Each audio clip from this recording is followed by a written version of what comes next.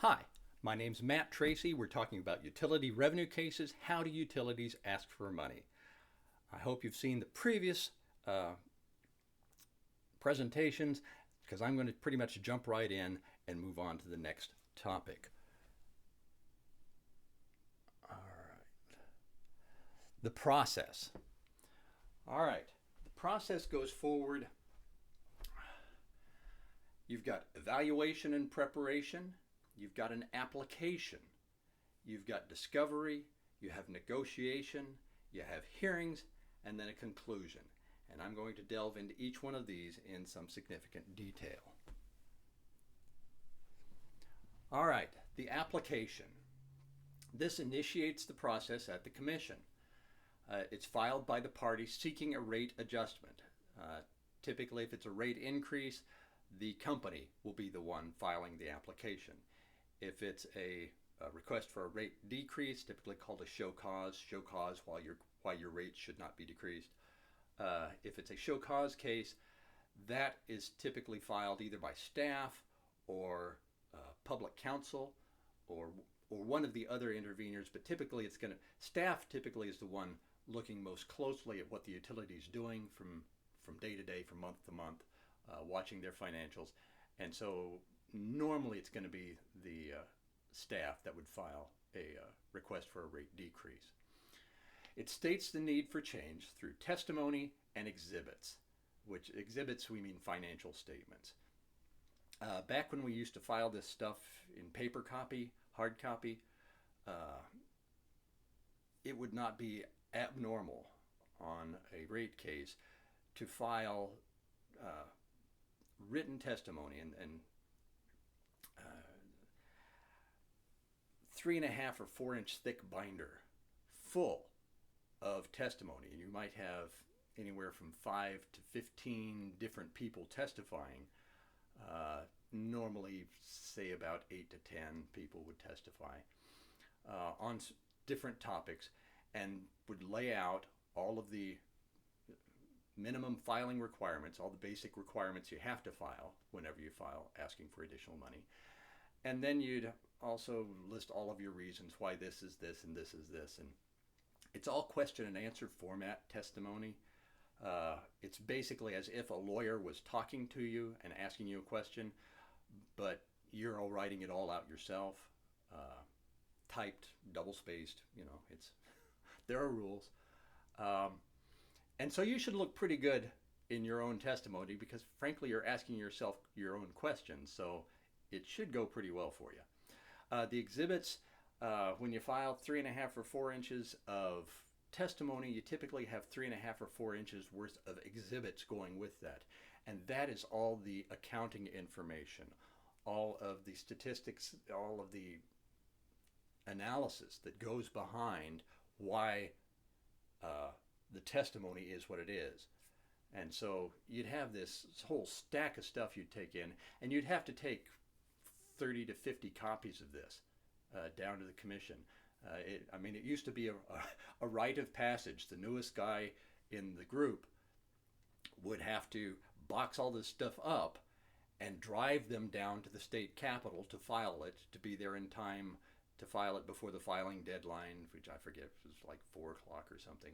You'd go down, meet our attorneys, go with our attorneys, meet to the Commission. And so it was a physical thing. Now most of this is all done electronically.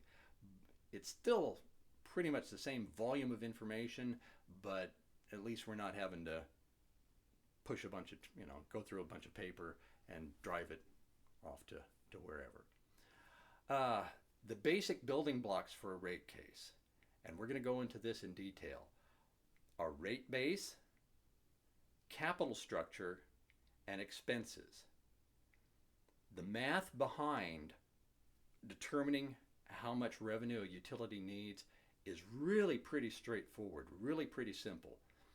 And so these are the 3 items: rate base, capital structure, and expenses. And if you can stick through those 3, you can pretty much figure out what's going on with a revenue application. All right, let's talk first about rate base. Rate base is the investment in assets needed to provide service. It's going to be the land, the generators, the transformers, the poles, the wire, the pipe, the meters, all the physical stuff, for the most part, that you can think of that's needed to provide whatever service, whether it's gas or electric or water or sewer. It's all that stuff. And this includes the main general office building, the headquarters building. Because, if you have a company of any size, you got to have one of those. You got to have a place for all the accountants. They've all got to have their cubicles or desks or whatever. They've all got to have computers and chairs, and you go through the whole thing. They've got to have all the things that people need in order to work. Obviously, all the physical stuff out in the field has to be there. All of that stuff constitutes rate base. In addition to that, then you add fuel inventory, materials and supplies, and cash. Working backwards through that cash, you just need to have a certain amount of cash on hand on average all the time in order to pay your bills. You got to pay your employees, you got to pay your suppliers. Ultimately, you have to have cash to do that. You have to have a certain amount of that on hand. So that's allowed to go into rate base. It's that average amount of cash you have to have. Materials and supplies, that goes towards reliability in particular. The idea is we know that people are going to have accidents. They're going to run into power poles. They're going to dig into a gas pipeline. All these different things happen. And this stuff wears out periodically. And then, of course, whatever natural disasters are common to your part of the world, you've got to have supplies available, whether it's tornadoes or hurricanes or fires or earthquakes. Whatever natural disasters occur, you've got to have materials in order to repair from those. And so the average amount of materials and supplies you have to have on hand, that goes into rate base.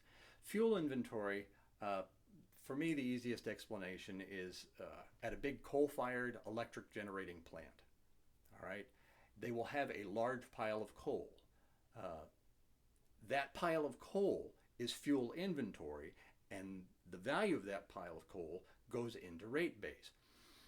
By a large pile of coal, we're talking enough coal to run the power plant. Typically, at a minimum, it's going to be a 30-day pile. All right? That number has changed over the years. At one point, it was a 90-day pile was considered normal. At another point, a 30-day pile was considered normal. And you start saying, why do you need that much coal on hand? And what comes to my mind, first off, is an actual event, the floods of the Midwest of 1993. And I realize that's going to predate some of you, but they happened. Floods happen from time to time.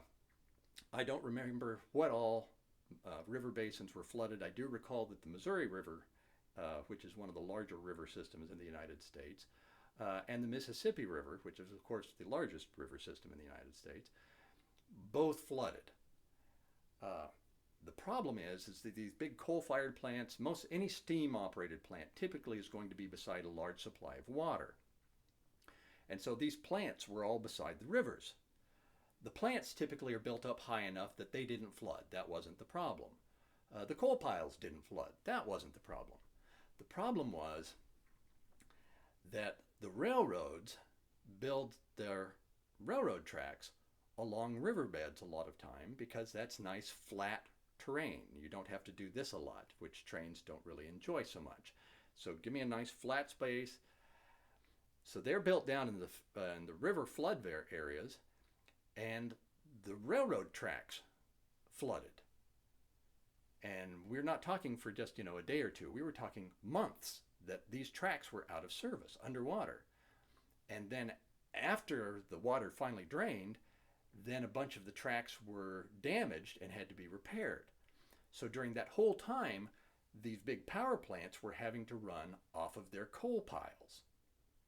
All right?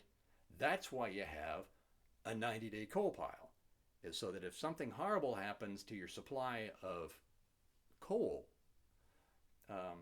you've got something else you can do.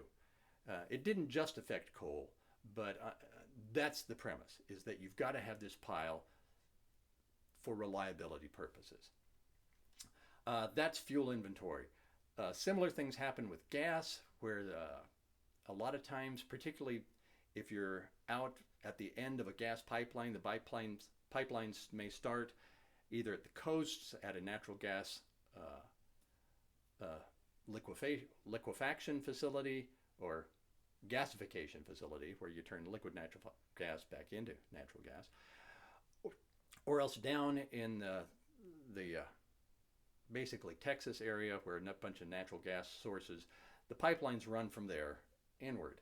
And if you're out at the end of one of these pipelines, there's only so much gas that can pass through there. And in the middle of winter, when everybody's wanting a lot of gas, sometimes if you're towards the end of that pipeline, they can't get enough gas through. And so what utilities will do is they'll have a salt cavern in the ground, some other underground storage facility, and they'll pump a bunch of natural gas down in that during the summer when demand is low. And then come winter, when demand comes high, you start releasing the gas from your underground storage in addition to whatever you can get from the pipeline. So that gas stored in the ground is fuel inventory. All of that goes into rate base. Again, rate base are those investment in assets needed to provide service. Now, there are some things that you delete from this batch of costs. That includes predominantly your customer supplied funds. That's going to be deposits and advances. When a deposit is when you ask for service and the company doesn't know you very well and doesn't know what your credit history is, or maybe unfortunately they do know what your credit history is, and it's not good, they will ask for a deposit. And there are rules about what they can ask for, typically 1 or 2 months. Some places it may be more.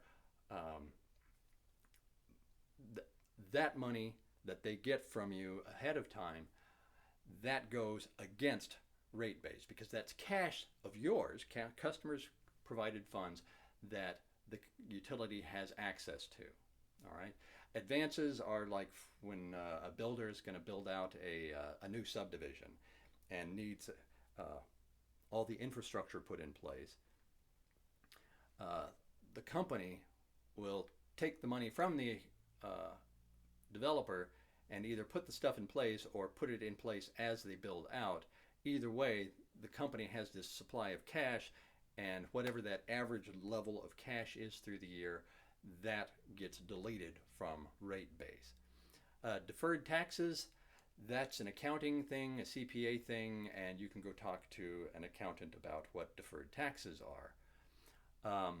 It basically means taxes that the company owes that they have not yet paid for various and sundry reasons, and like I say, that's beyond my level of skill.